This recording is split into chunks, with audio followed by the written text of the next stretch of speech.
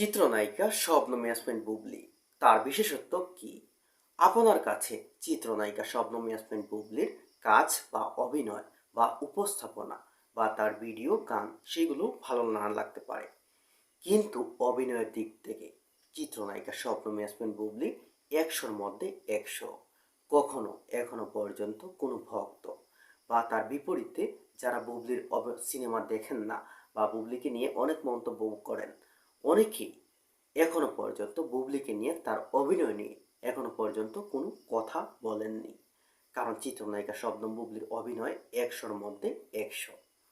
আপনি যখন বাংলাদেশের জীবন্ত কিংবদন্তি শাবানা ম্যাম, আবার অন্যদিকে টলিউড ইন্ডাস্ট্রির লেডি সম্রাট যাকে শাবনূর বলা হয়, অনেকেই মনে করেন চিত্রনায়িকা শবনম বুবলী ভবিষ্যৎ প্রজন্মের শাবনূর।